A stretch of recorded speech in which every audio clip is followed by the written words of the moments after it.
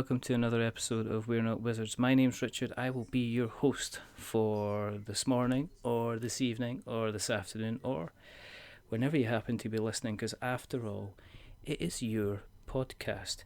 So, joining me today, I was going to say it's repeat offender, but it's not, because the company's kind of like a repeat offender, because we have had people on before from this organisation.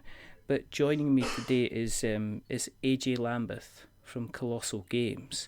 And Kolossal Games are running a Kickstarter at the moment called Kami-sama. So we thought it'd be a good idea to get him on, have a chat, and find out more about this fabulous game, which is doing some good numbers on Kickstarter at the moment. So, hello AJ. Hey Richard, glad to be here. I'm delighted you're here. I think Kira and Mark have fed you a whole pile of lies about how friendly and how relaxed and how kind of easy this is going to be. I'm going to have some words with him. I think there's going to be potentially a meeting and potentially disciplinaries, but it's entirely up to you. But no, thank you for coming on. We're going to be talking a bit about Kami-sama. Correct. Which is currently on Kickstarter, and you're double funded almost. Yes, right now we are at 57,000 looking at it at the time of the recording, and our original goal was only 30, so we're just 80 to 90%. I can't do math this. You're cruising, so it's good. It's good. I guess for people who haven't listened before, thank you for joining us. The reason that we do this is because we don't think there's enough kind of podcasts out there about board games.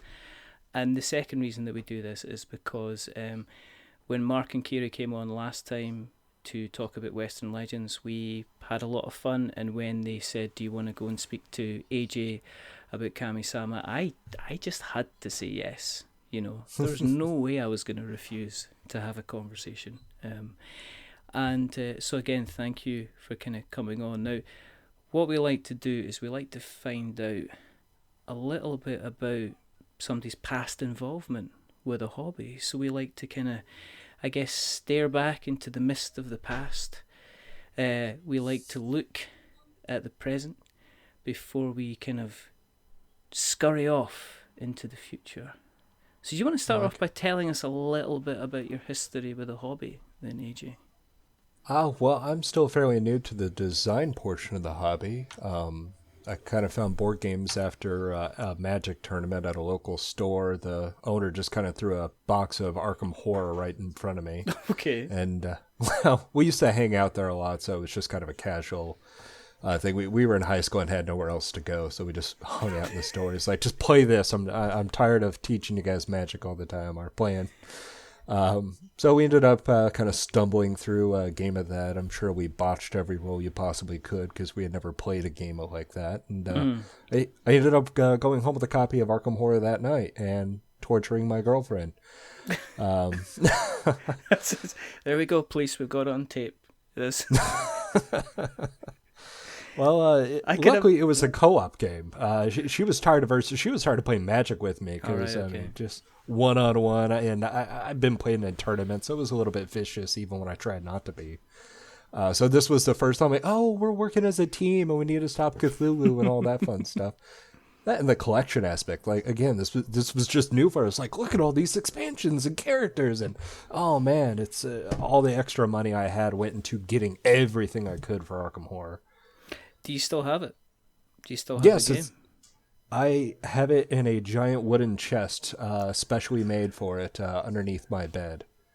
So you actually went all in then?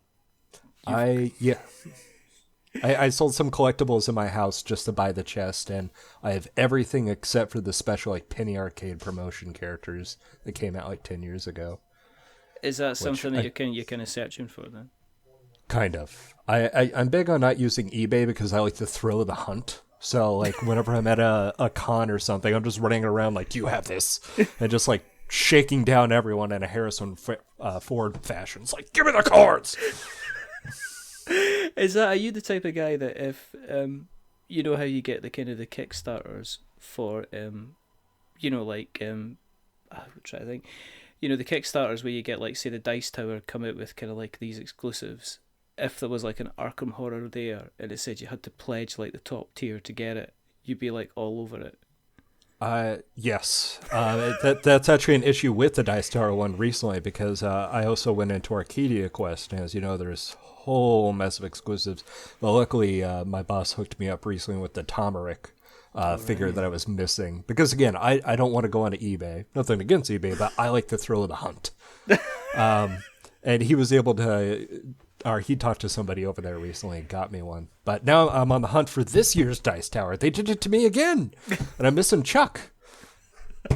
So you'll see me at the next convention just kind of quickly searching around each of the tables. Do you have Chuck? Have you seen Chuck? You're serious as well. You're going to be doing this. This is going to be, regardless if they say, here's the next big game. You can get a full day with the next game and we'll give you... Here's a copy, and it's sealed. In fact, have 2 copies. Keep one for being sealed. The 7th Continent rep comes up to you. It says, AJ, we like the cut of your jib. Have a sealed copy. Have all the expansions. You just take that away. It's not only exclusive to Kickstarter, it's exclusive to you. There's only one version. There's only one version of this kind of thing. You're gonna be like, no, there's a Chuck over there. I gotta go get my Chuck. I gotta complete that collection. Bye. No, you hang up. Oh, I'm sorry. I have nowhere else to go. So, did you? So you pretty much got kind of like every single thing that's kind of going on then, or every single thing that's going with Arkham Horror except for a couple of kind of exclusives. Do you still play it then? I mean, do you have a version that you kind of keep nice, and do you have a scuffier version that you get out and still kind of play? I have just the scuffier version because my wife won't let me get stuff to just keep a nice pristine condition, which is sad because I used to be a comic book collector as well. Mm-hmm. And that was, I always wanted those near mint condition. She's like, no, if you get stuff, it has to be used. So, I only have the 1 copy and it's used, and until it is completely unusable, I will not be getting a new one. Really? Luckily, it's still in print though. That's exactly. Well, have you not kind of like maybe got an emergency stash somewhere, kind of just in case? I have ran into Richard Linnaeus, so he is kind of my emergency stash. I had breakfast with him once, and I actually asked him, it's like, are you going to make an Arkham Horror 2.0? He's like, well, people have to stop buying the first one before it happens. So I'm like, so I want to see the game again. You've got like a direct line then. Yeah, I haven't met Kevin Wilson, the other designer, but I did see him from across the room at a convention, and my eyes got wide, and he was wondering why somebody was staring at him.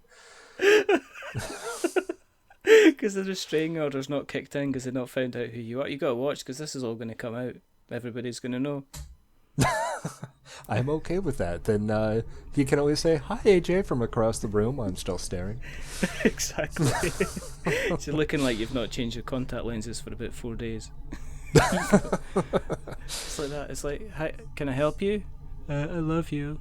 Okay, that's nice. So, I mean, is it other game? You're in a mist, you're in a haze, you've gone. We've lost AJ, everyone. He's thinking about Arkham Horror.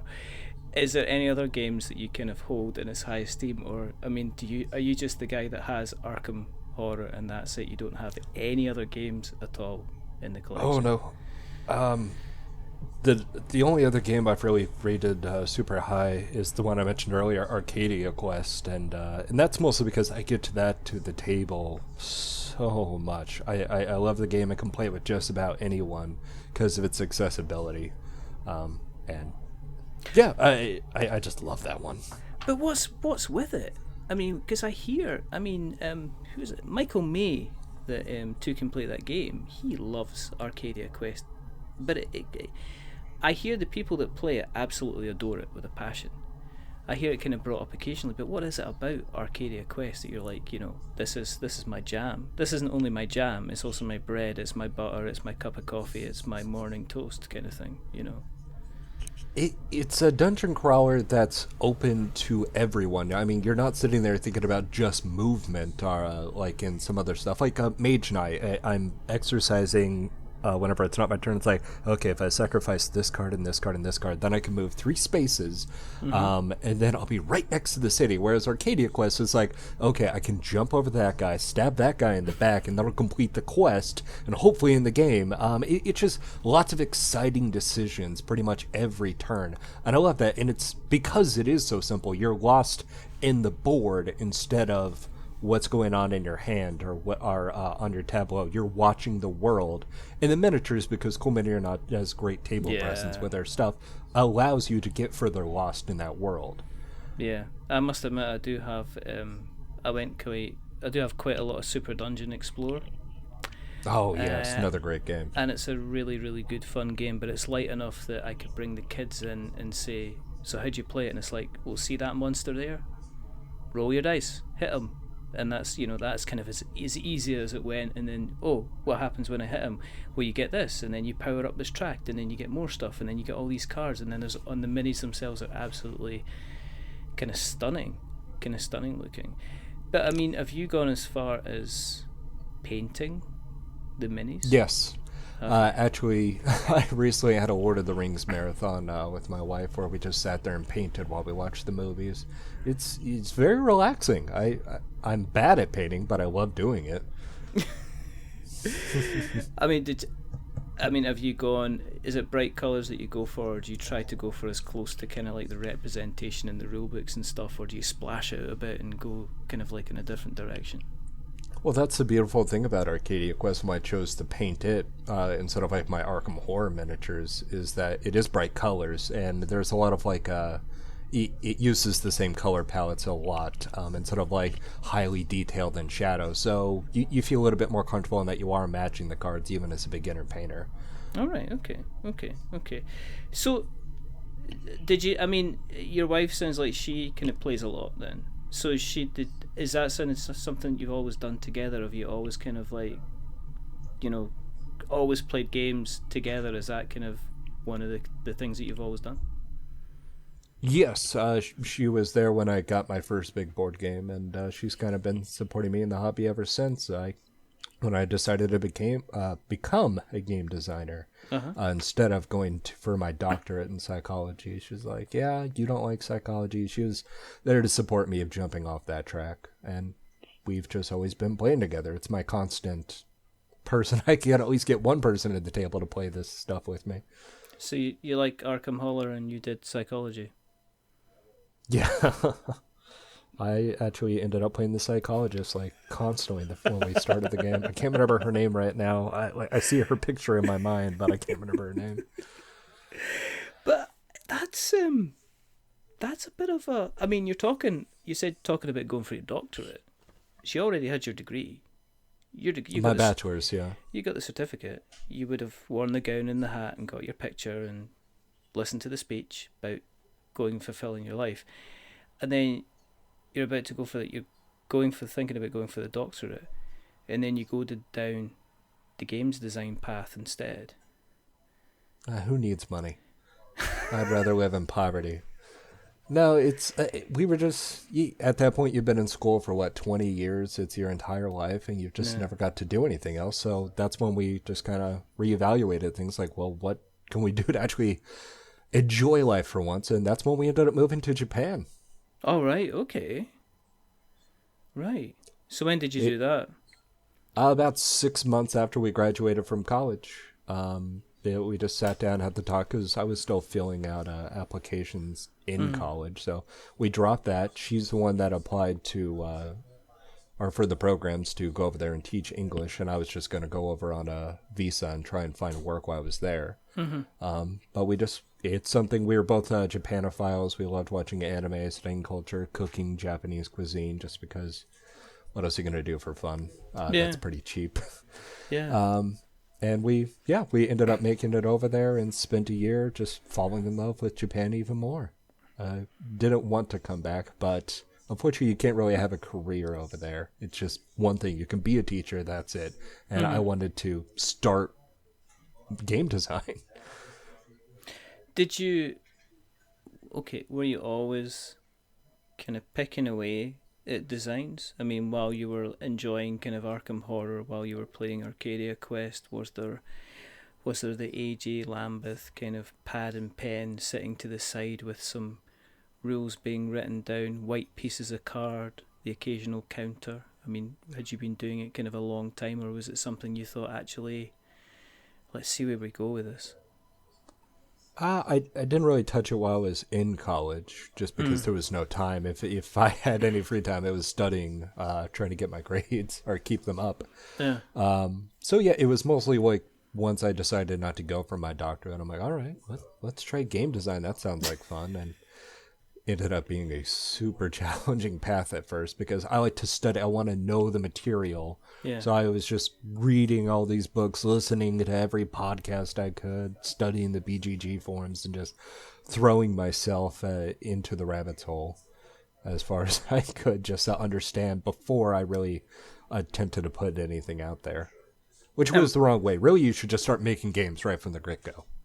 Yeah, yeah. Again, if you've come from a psychology background where you've got to understand certain kind of theories and practices and things like that, then I guess the natural thing is to pick up and see, well, what have other people kind of done before? What's the kind of the best practice? What should I do here? What should I do there? And I guess it's, I don't know. I wouldn't imagine if I went and seen like a therapist and you said, well, how did you learn how to do this? It's like, you know what? I just woke up one day and I just decided I can be a psychotherapist. I just opened my doors. I got a nice comfortable chair that you're sitting in. I got myself a set of pens and a pad, and let's do the healing.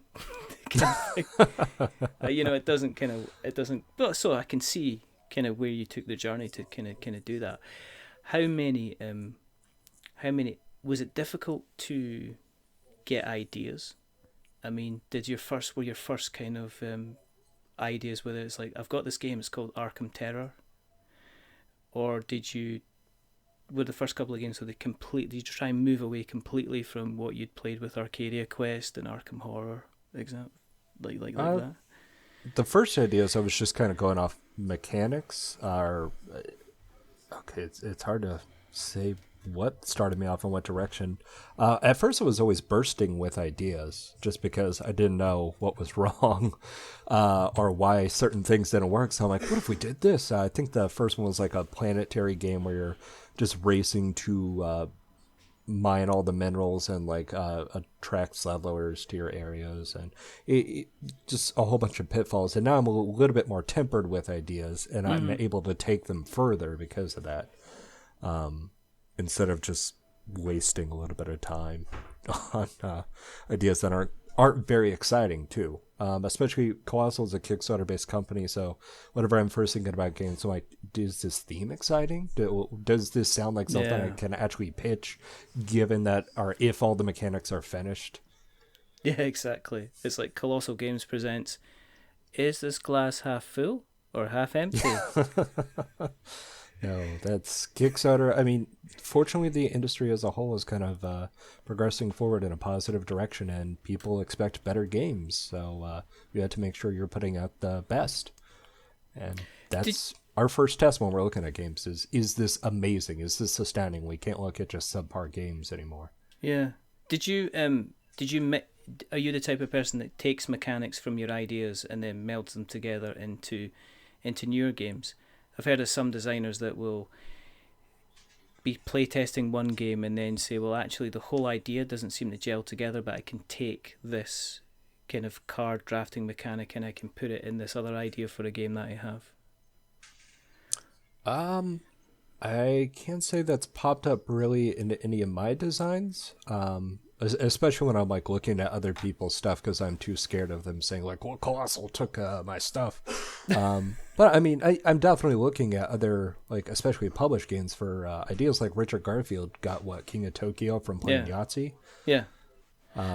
What about your own ideas? Have you kind of taken previous mechanics that you've thought about and then put them into newer ideas for yourself then as well? Are you kind of taking inspiration and using it in other places?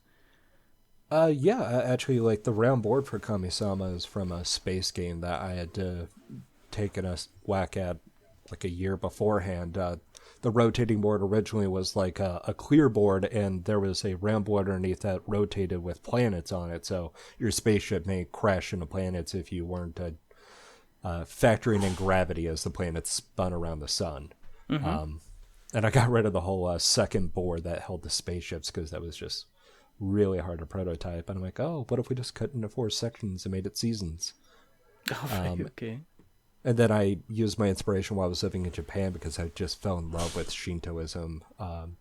It just kind of, I love the idea of you being a kami or a spirit and just using your influence or power over the land to influence these villages and bring in followers. And then the seasons rotated, or the board rotated, and kept you locked into one section at a time. Originally, you were like locked into a different season. So because kami in that version like viewed time a little bit differently than humans. So I was in winter, you'd be in summer. And if I was a harvest spirit, my powers were awful while I was in winter. There was no harvest going on. But during fall, I was a badass. So I take it, I mean, it sounds to me like the Japanese influence kind of really, is all the way through kind of Kami-sama as a game itself. I mean, when was the moment you kind of like, you sat down and went, well, this is not only a game that's going to go somewhere, this is a game that's definitely going to kind of work. I mean, was there a lot of changes between the game that you pitched to Kolossal versus the kind of the final version that's sitting on Kickstarter just now? The core game is definitely there. I mean, the idea of the rotating board, separate villages, and spreading your influence, that's all there.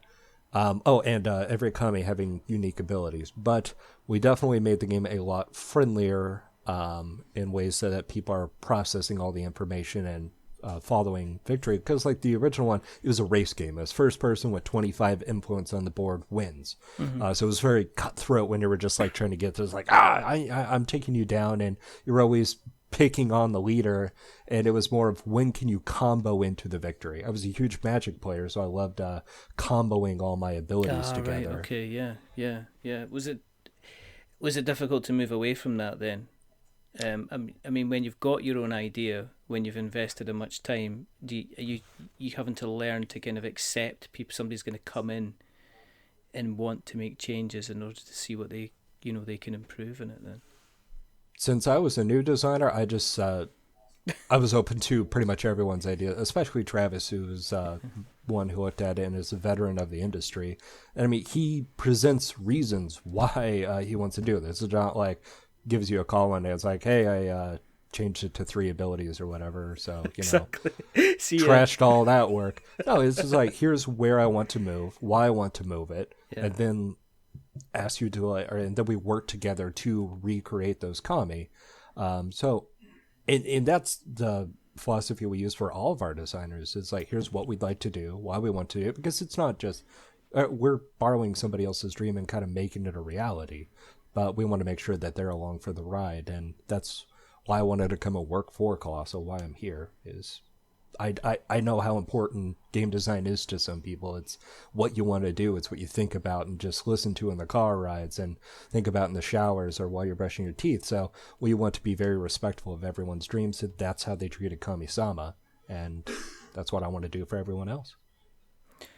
How do you get from, a couple of, saying, okay, I'm going to go into game design, to getting a job with Kolossal? Because there'll be guys, look, okay, there's going to be people who are going to be listening to this who have 3 pads of A4 paper, bags of counters, meeples and everything, and they've been looking at trying to get into the industry. They're probably thinking about hitting a Kickstarter next year.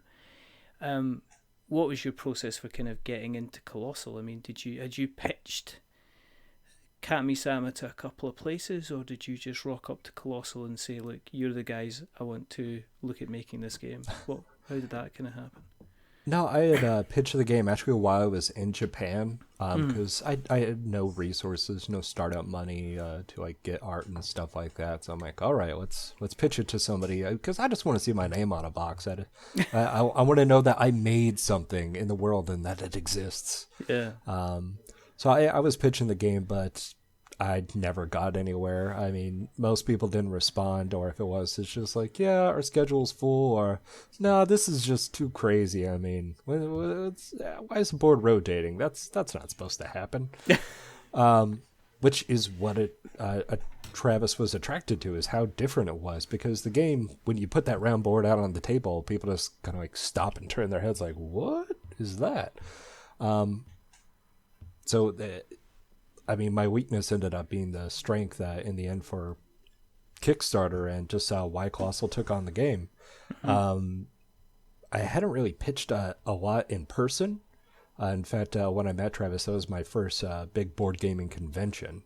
Wow. Before that, it was like small little doodads and meetups with my local gaming group in Springfield, Missouri. Yeah. So I was really nervous.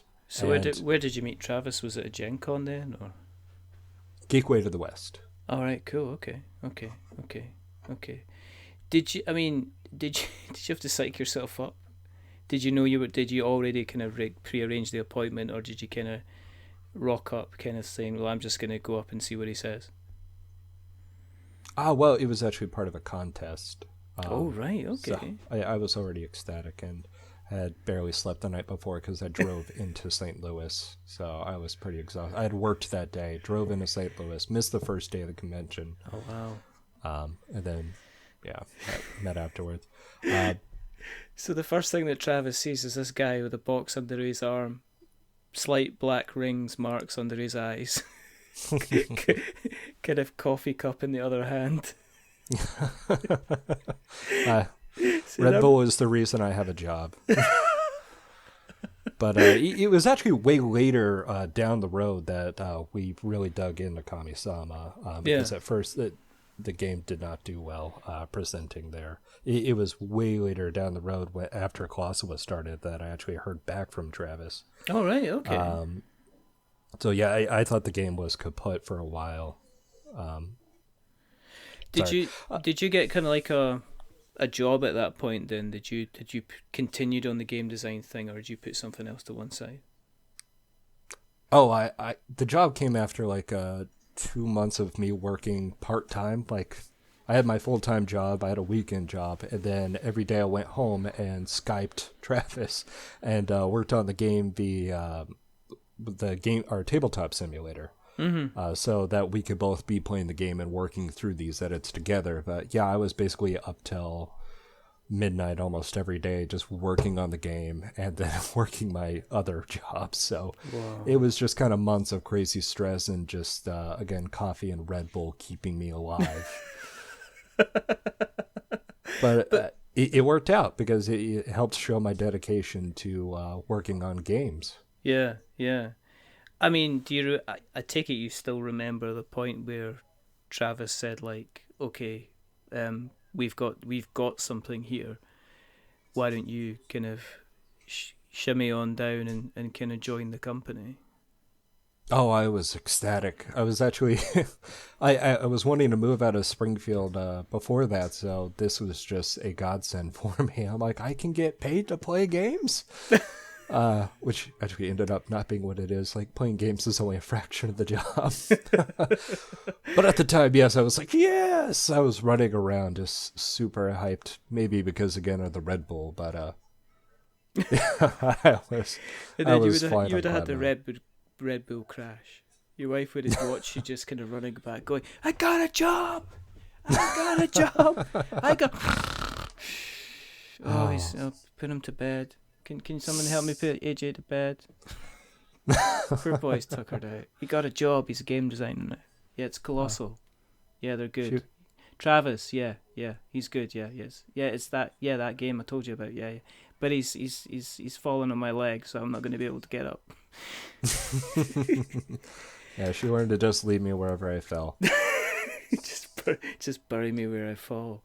So, was it? I mean, you must be handing in your kind of your notice to your job, and I mean, did you? I mean, how close were you to the kind of? I take it, did you have to move? House? Yeah. Yeah, I ended up leaving the state, which I was excited about. I mean, Springfield, Missouri, there's a wonderful gaming group down there, the 417 Gamers, and I actually found out they're pretty serious compared to the gaming groups I've ran into in other places, simply because they played those huge games like Mega Civilization, where you're spending 14 hours playing one game. And I haven't really got to do that outside of conventions, so I'm sad. But there wasn't a lot of game design going on in the area. Yeah. A lot of it I was just on the forums and trying to talk to the people and working again on Tabletop Simulator or Tabletopia, just making things work that way, trying to get my name out there and work with other people. I mean, did you find the game community? I mean, one of the things that still gets leveled at the game community is that it's still very, very open. That still, you can rock up and say, "Here's my game design," and you don't get somebody turning around and going, "Don't be stupid, go away." But people are kind of welcome and are willing to look at your mechanics in the game and, let me have a shot. Did you find that you got that from the community, that people were willing to look at, Kami-sama and kind of offer feedback? And did you get to play test it and stuff like that as well? Yes, it's a very open community if you're willing to put in the work. I mean, you need to play test other people's games. A lot of the times when I was just talking to people online or setting up meetings in the software, it was always, okay, we would randomly draw one of the games, start there, and then we would each stay until we played each of the games. And if you left early, you better have a good reason, otherwise you weren't invited back to the group for future playtest sessions. Mm-hmm. So again, it was easy to get players if you're willing to sit in and listen to their games as well. And I mean, I got into these groups without really any effort or any credentials to back me up. It's just like, oh yeah, I have a game too I'd like you guys to check out. Oh, okay, welcome to the group. We're meeting at this time. Okay. But yeah, I mean, it's very reciprocal. I mean, it ends up being a symbiotic relationship. Everybody benefits from it because, as a designer, it's very simple. It can be very easy to get blinkered and almost tied into an original creation. I mean, that's the same for anything, whether it's designing a game or, writing a book or, doing anything, a piece of art, anything, making a cake. Somebody coming around and actually saying, you should put some rhubarb in that. That would just sort that out, fine and dandy. But I mean, it's kind of being able to take that kind of feedback on board. Did you have involvement in Western Legends, which was obviously the first kind of Kickstarter game that Kolossal put out there, as being part of the team? Did you have any involvement in that at all? Yes, that was pretty much my life for the first 8 months I moved out here. Yeah, I'm still kind of reviewing files and making sure everything's good, but that's one of the reasons I was hired on, is to help develop other games. Okay. Kami-sama just kind of we put it on the back burner because it was our second game. I mean, we're still visiting it as often as possible, but Western Legends was a monster of a game. I mean, open world sandbox. There's no track to keep the players on. So, I was listed as one of the developers in that game, but I was working right alongside Travis, playtesting the game each day, jumping into the spreadsheets and kind of getting set up so that I can help Travis. So he's the president of the company. He's also our lead developer, but he can't always be there to develop. So I needed to be able to jump in there and head the projects and keep things afloat in case he's going out and making deals with other companies or doing tours or whatever else Travis does. Yeah, so it must have been a bit of a difference, kind of saying, okay, we're going to go in, going to do Kami-sama. Oh, here's Western Legends. Okay, what I do? Well, you work on this. This is what you're doing now. You're developing. You're helping kind of development that game.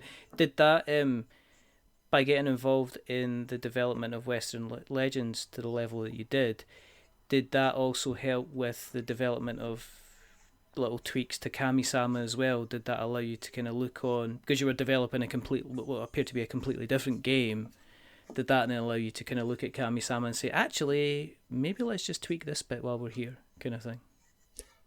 It helps streamline the process on how we approach development. Like, because we're a big company, we're small, but we have a lot of games with us, is what I should say. Yeah. We need to be able to track a whole lot of changes, and Western Legends was a great primer for that, being able to format these spreadsheets that work for everyone and track all these play records and the proper equipment and just all that fun stuff. It was our first one to test out all these different systems and software and how we're approaching just step by step of the development process. So while I can't say that any of the parts of Western Legends made it to Kami-sama, yeah, how we approach development definitely did, because now when we approach Kami-sama and all of our future games, I know how to make these sheets, and we have all of our software and stuff set up, and the whole team is kind of coming together, and it's running a lot smoother now because we have some games under our belt now. Were you very surprised, or were you, what was the mood in camp like as Western Legends kind of took off? Was it a kind of a, yay, this is doing really well, and oh my goodness, there's all these stretch goals that we're opening up that we've got to kind of develop? No, I was excited. I mean, we had talked about a lot of these ideas for stretch goals, especially leading up to the campaign. It's like, what if we did this? And like, we've always wanted to do this idea, but we had to balance all this other stuff. So we were finally getting to open up that treasure trove of all the characters and abilities and extra items. Like, yay, look at all these fun things we actually wanted to play with, but couldn't until now. So it's a very exciting time during the Kickstarter. One, I mean, you're making all that extra money and like proving that all your work was worth it. It's like, yes, I get to keep my job. Yeah. But also, all the fun little doodads that weren't streamlined enough for the base game, or at least you didn't get to the table enough to know for sure it could be in the game, you can now do and can afford to print because all that stuff isn't cheap. Does that put extra pressure on the development team to do more rounds of playtesting? Yes. Yeah. I mean, we don't want to release anything that's going to break the game. It's I hate when people say, "Oh, it's a Kickstarter item; it didn't have to be tested or whatever." It's like, no, you want to make it exciting, but you want to put out a quality product. Yeah, I mean, you became the little engine that could. I mean, let's face it. When you did, it was well over $500,000. It was almost approaching 600,000. I think it was. I'm just thinking. 575. 568, but you're close. Oh. It's right, it's close, but it's not what I've got in the card, AJ.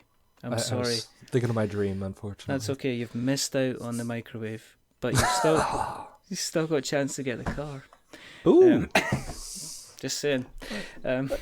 Luckily, at the end, you have an idea of what's balanced and what's not. So when you are approaching content at the end, it's like, oh, I can point out exactly why that won't work. So it makes all your Kickstarter stuff a lot easier to develop and design. You're not coming in out of the blue with just like open fields like, okay, we should do this. No, that's way broken. You already have an idea of what's going to work and what's not going to work. Did you have quite a lot of stretch goals planned out then for Western Legends? We had a number of ideas ready in the back, stuff that we had talked about doing during the development process and went right down. It's like, there should be... I mean, like a lot of the items were kind of already planned out ahead of time, and some of them even tested to a degree, but we weren't expecting that many characters and all of that extra content. The success, our campaign was a huge success, and we did have to throw in some stuff, especially as people suggested ideas that they wanted, like the bandits having their own system where each bandit has a little AI thing going on, and he has extra rewards and penalties in the fights. That was a last minute addition based on the BGG forums. So we had to like quickly test that out in house, make sure that it worked. It's like, yes, we get to give them what they want. And that's such a rewarding feeling when you can get out exactly what people were asking for and try and meet all of their expectations. And then you go in a completely, what seems to be thematically, a complete change of direction. Because normally it's commonplace for a developer to kind of stay within certain confines of types of games, like a miniature type game.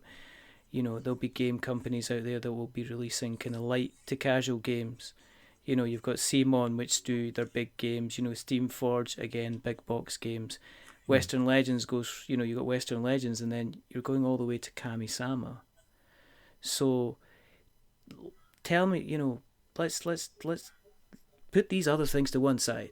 Let's talk about Kami-sama. I mean, if somebody's looking on the project and they're looking at it going, there's big round bits of card, and I love the art, it's fantastic, but what's the game? How would you go out? How would you play the game? What's the mechanics behind the game and stuff like that? It's our 2 to 4 player area control game, which usually means that it's a little bit mean, but this game takes a whole new spin on area control because you're split up into 4 villages. And you're trying to spread your influence, and each player is playing within one village at a time. So this allows you to sit there and focus on just comboing out and using the abilities to your Kami's abilities to the best of your ability, to just find these fun little patterns that you can build and just come up with brilliant ways to knock out your opponents and place your own shrines. And it doesn't feel like you're personally attacked because you're in separate villages.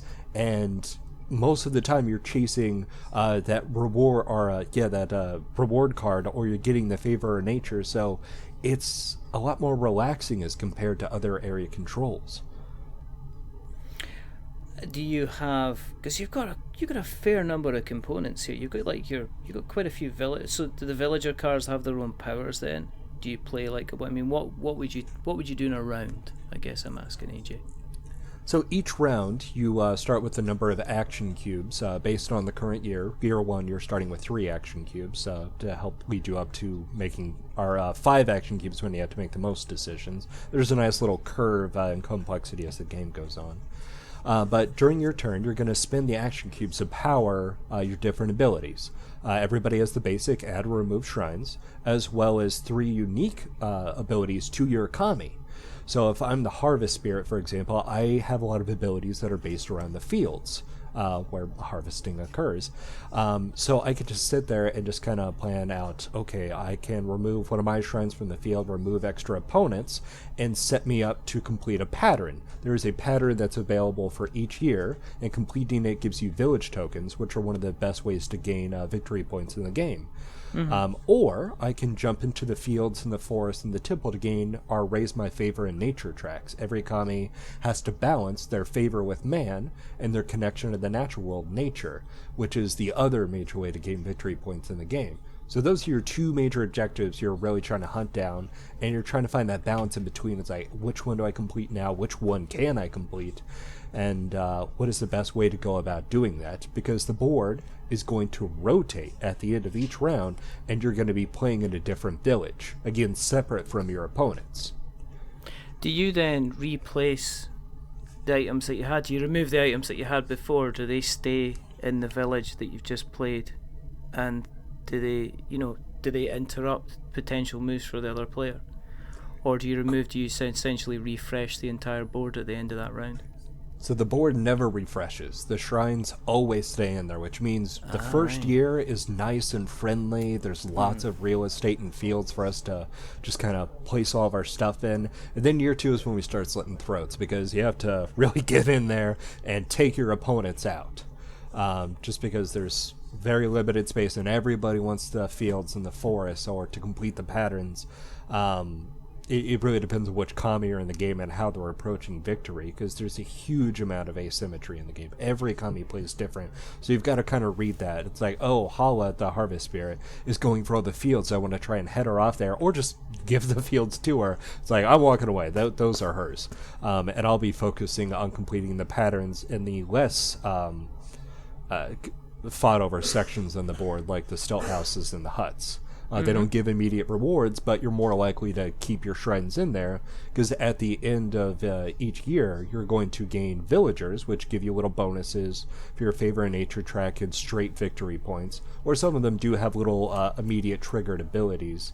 And you can't count out the villager victory points. A lot of people just go for the immediate favor of nature stuff, and then all of a sudden somebody gets all these high point villagers and wins the game because it's a hidden scoring mechanic. You don't know who's winning until the dust is settled at the very end and all the villagers are counted up.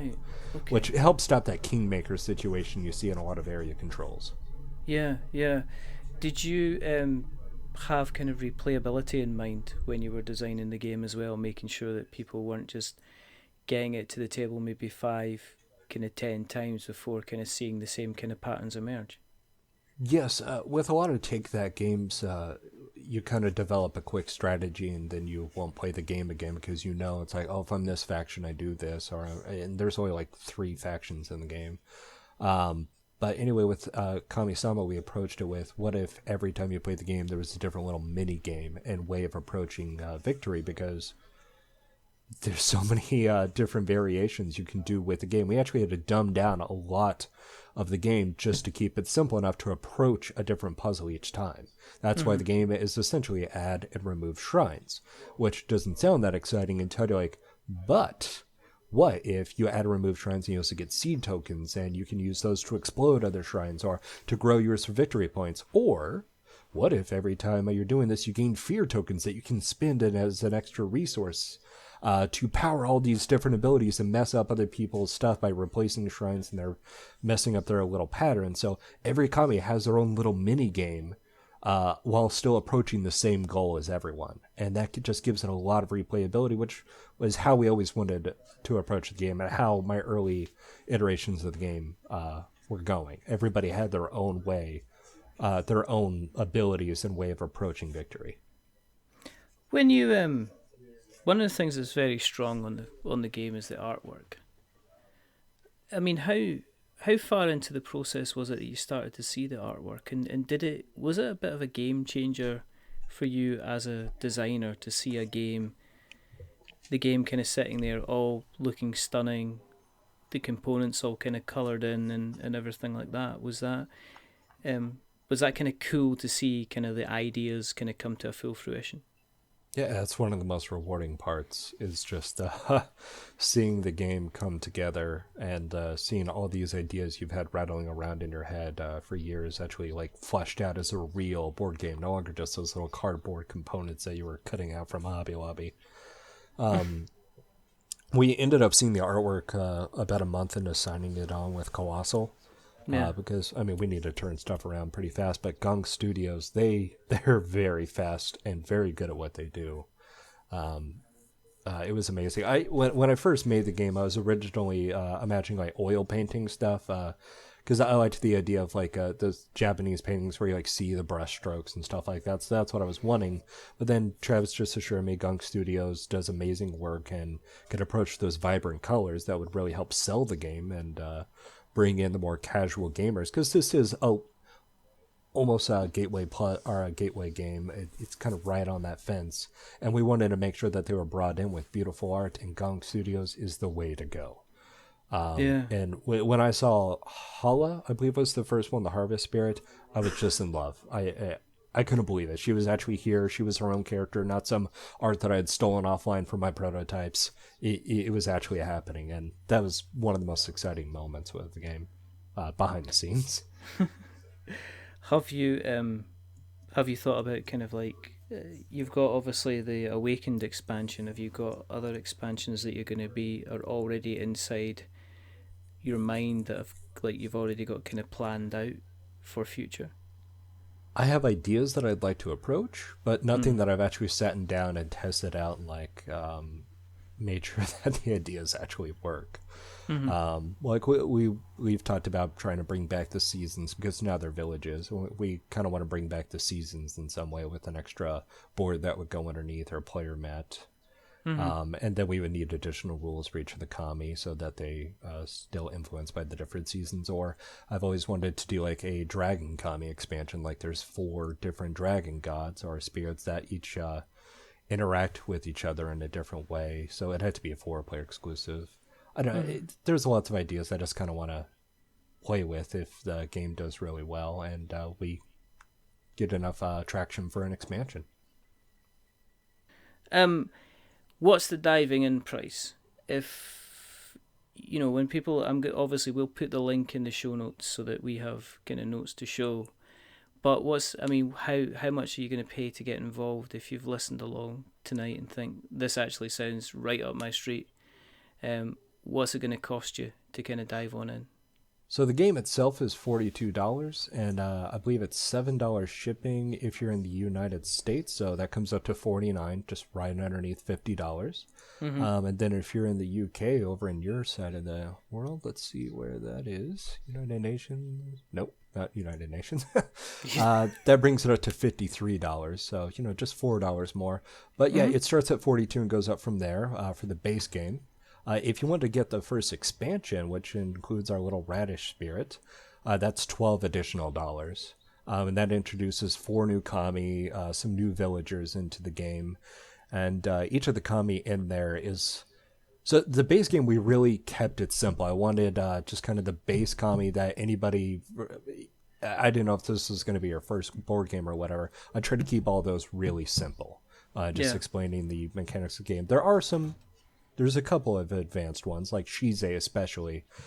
She takes a little bit of mastery of the game to really control well. But Spirit Way is where we really got to run away with our ideas, like Daikono and placing the little radish baby tokens across the board, just trying to trick your opponent or goading your opponents into going into those spaces.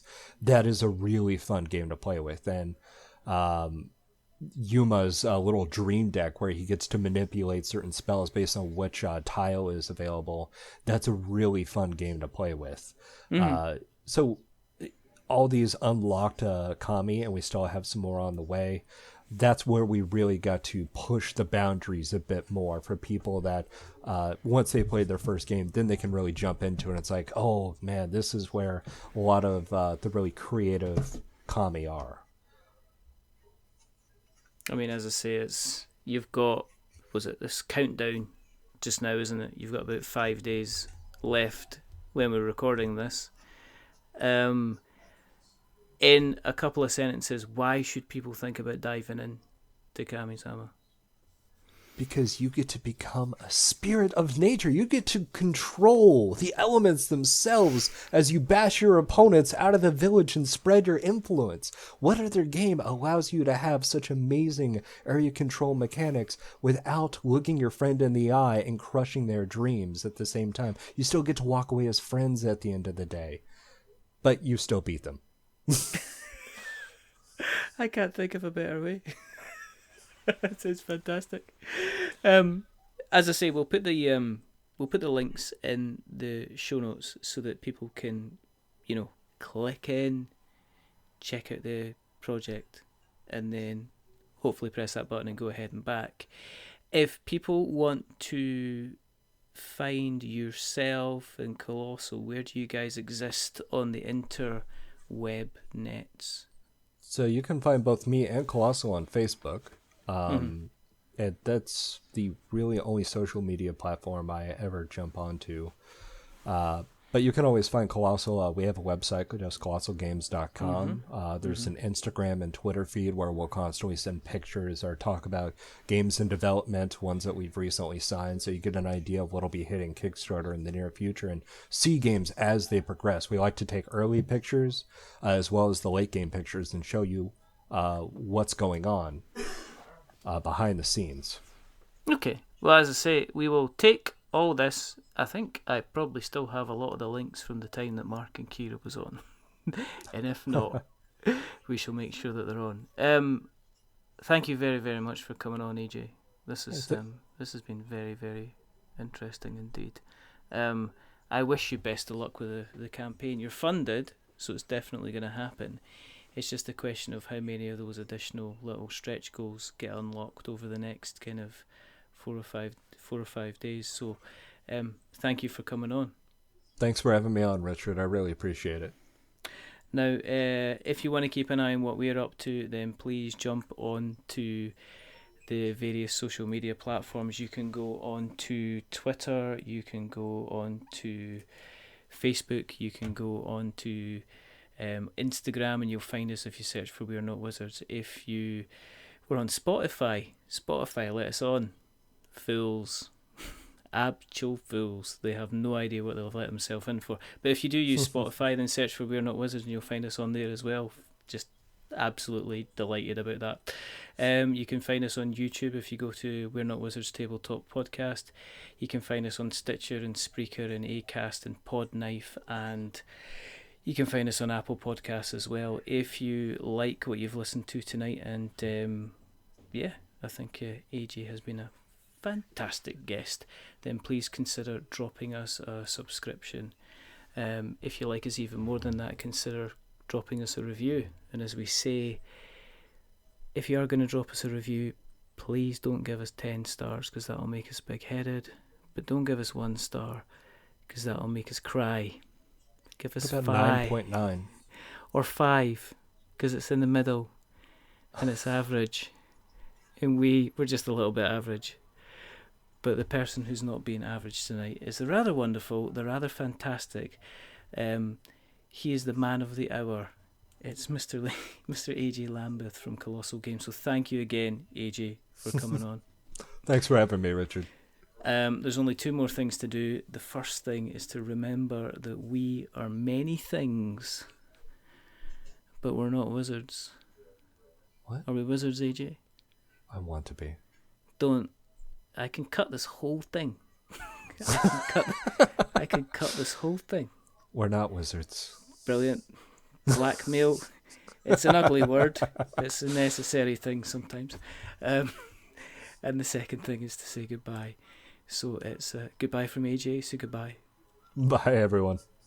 And it's a goodbye from me. Remember, stay safe, roll 6s. And if you fancy, I don't know, getting a little bit spirited, high-spirited, low-spirited, or even turn-up-spirited, then maybe you want to check out the world of Kami-sama. That sounds like a fantastic little area control game. But until the next time, goodbye. Goodbye.